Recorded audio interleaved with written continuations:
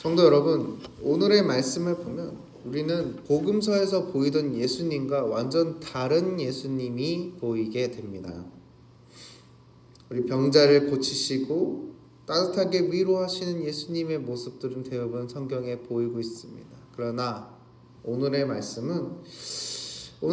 읽은 이 마태복음 23장은 분위기가 완전 다릅니다. 성경 전체를 통틀어 예수님께서 가장 단호하고 무섭게 진노를 쏟아내시는 장이기 때문입니다. 예수님은 당시 최고의 종교 지도자들이었던 서기관들과 바리새인들을 향해 화 있을진저라는 무서운 저주와 경고의 말씀을 무려 7번이나 반복하고 계십니다.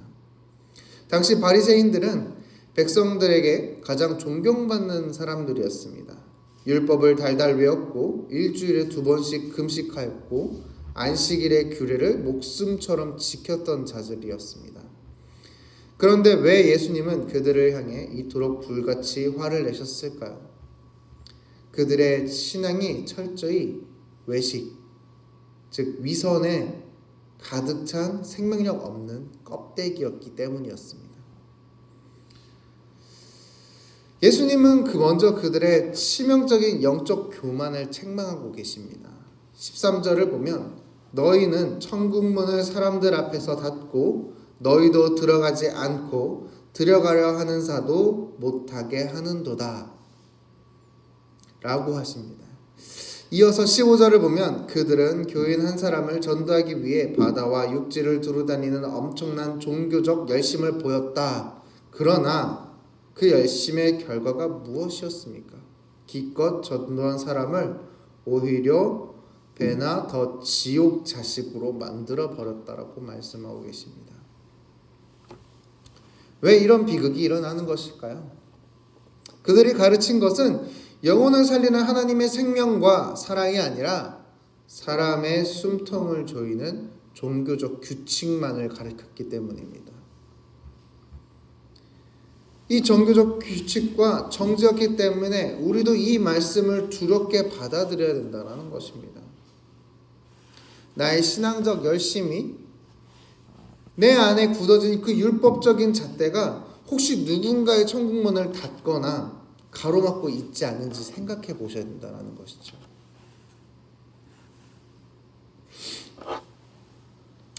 이 나의 그 종교적 열심을 통해서 내 안에 굳어진 율법적인 잣대가 혹여나 청년들이 교회를 떠나지는 게 아닐까, 아니면 내 옆에 있었던 처음 믿었던 사람들이 떠나지 않았는가 되돌아보셔야 된다는 것입니다.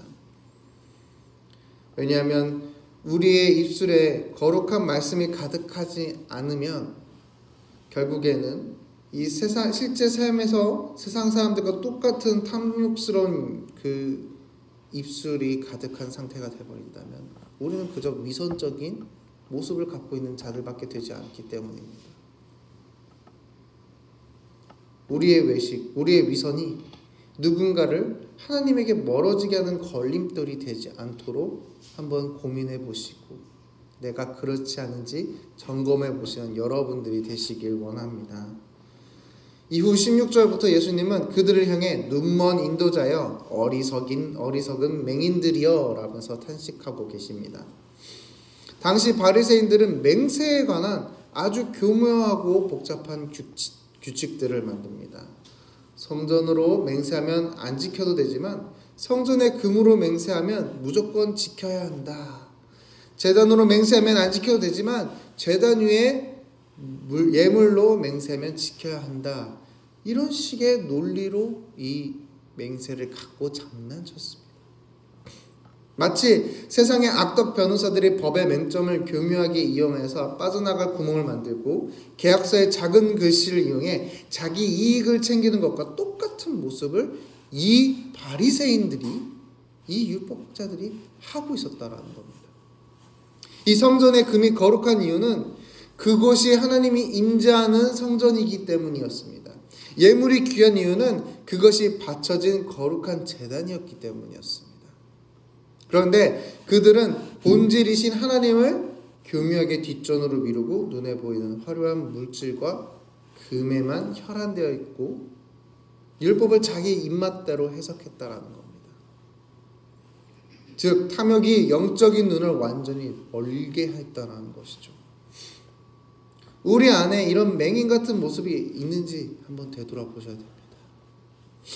우리는 예배를 받으시는 하나님 그분을 바라만 보고 계십니까? 혹은 아니면 기도를 통해서 얻는 하나님의 은혜에만 우리가 눈에 멀어 있지 않는지 한번 되돌아보셔야 된다는 겁니다.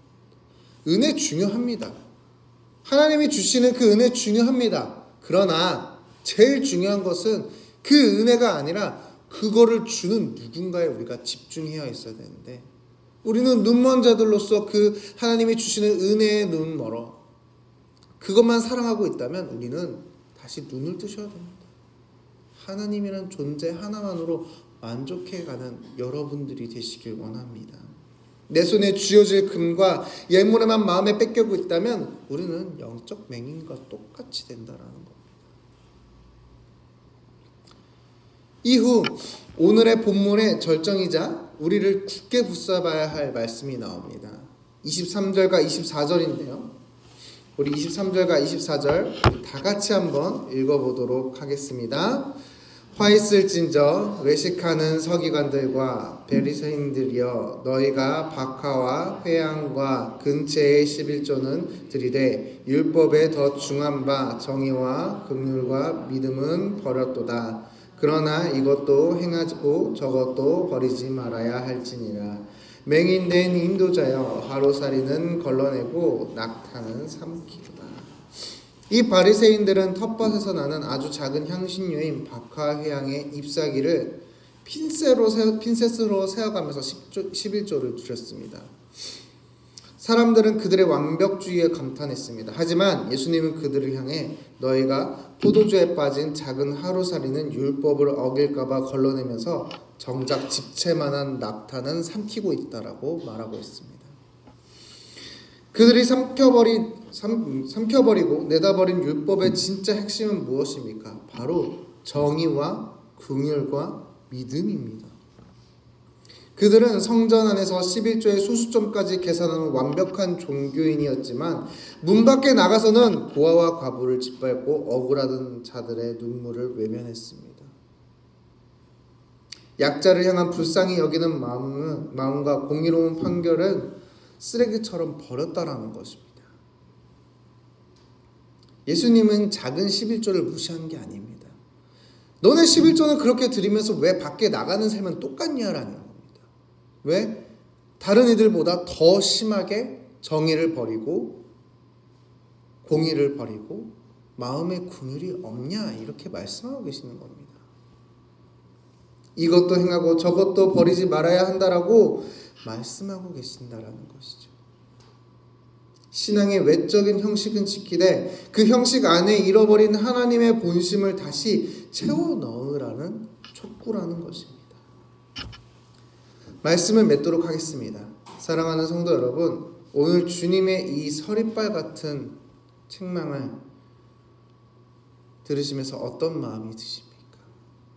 오랜 신앙생활을 인해 예배당에 앉아있는 것은 익숙하지만 내 형제의 아픔을 보고도 눈물을 흘리지 않는 메마른 마음이 우리 안에 있습니까? 교회 일에는 열심히 내지만 세상 속의 불의와 타협하며 이웃을 정죄하고 바쁜 우리의 모습, 이 남들 손가락질하게 바쁘면서 정작 나의 그 불의와 타협하는 나의 모습, 이런 모습이 있지 않습니까? 사랑하는 성도 여러분, 우리가 고백했으면 좋겠습니다. 주님, 우리가 입술로만 주여 주여 하는 것이 아니라 나의 삶이 주여 주여 외치는 삶이 되게 해달라고. 우리가 끊임없이 남들을 욕하고 남들을 손짓하며 살아가는 것이 아니라, 하나님, 내가 이 작은 형식에 얽매여서 영혼을 죽이는 자가 아니라 내 삶의 자리에서 억울한 자를 돕고 정의와 상처받는 자를 긍휼과 그리고 끝까지 하나님을 신뢰하는 믿음을 붙들고 살아가는 내가 되게 해달라고, 입술로만 하는 것이 아닌 삶으로 살아가게 해달라고 고백하는 겸리 성도님들 되기를 간절히 축원합니다. 기도하겠습니다. 사랑과 은혜가 많으신 하나님 아버지, 오늘의 말씀을 바라봅니다. 겉모습만 꾸미고 속은 부패했던 그 바리새인의 모습이 내 안에 있음을 고백합니다. 남을 정죄하던 그 교만을 버려버리고 영혼을 살리는 참된 예배자가 되길 원하오니 주님 붙잡아 주시옵소서. 또한 우리가 신앙의 본질을 회복하기 원합니다. 성전보다 금을 사랑했던 그 탐욕을 십자가 앞에 못 받고 버리게 하여 주시옵시고, 편법으로 하나님의 뜻을 피하려던 우리의 어리석은 눈을 뜨게 하고 주님 오로지 신앙의 본질만 바라보는 우리 귀한 성도님들 되게 하여 주시옵소서. 또한 삶 속에서 우리가 정의의 긍휼을 실천하기 원합니다. 오늘 내가 만나는 사람들에게 그리스도의 긍휼을 흘려보내게 하시고 세상 속에서 타협하지 않고 정의와 믿음의 열매를 맺는 귀한 우리 성도님들 되게 하여 주시옵소서. 언제나 주님만을 바라고 주님만을 의지합니다. 살아계신 예수님의 이름으로 기도드리옵나이다. 아멘.